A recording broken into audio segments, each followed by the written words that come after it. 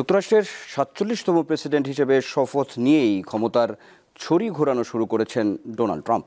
ক্ষমতা গ্রহণের প্রথম দিনই বেশ কিছু বড় পদক্ষেপ নেন নতুন প্রেসিডেন্ট, যার মধ্যে প্যারিস জলবায়ু চুক্তি থেকে বেরিয়ে আসা, মেক্সিকো সীমান্তে জরুরি অবস্থা জারি, জন্মসূত্রে নাগরিকত্ব বাতিল এবং ক্যাপিটল হিল কাণ্ডে ১৫০০ অভিযুক্তকে সাধারণ ক্ষমা করা অন্যতম।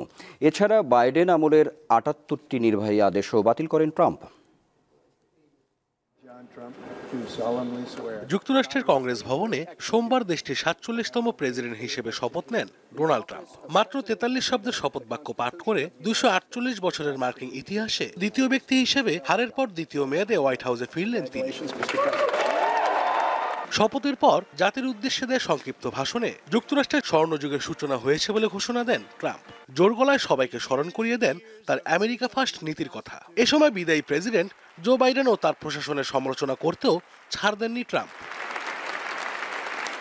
দায়িত্ব নেওয়ার সাথে সাথেই বেশ কিছু গুরুত্বপূর্ণ ঘোষণা আসে ট্রাম্পের পক্ষ থেকে, যার মধ্যে প্রথম অগ্রাধিকার পায় অভিবাসন নীতি।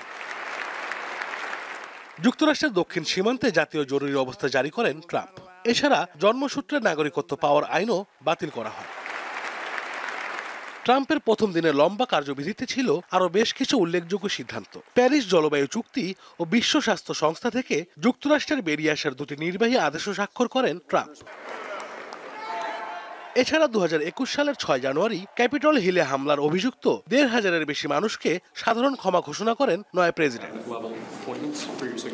ফেডারেল সরকারের বেশ কিছু নীতিমালা পরিবর্তন ও মূল্যস্ফীতি নিয়ন্ত্রণ সংক্রান্ত একটি আদেশও সই করেছেন রিপাবলিকান দলীয় এই প্রেসিডেন্ট। ঘোষণা দেন বিদেশি পণ্য আমদানিতে শুল্ক বৃদ্ধির।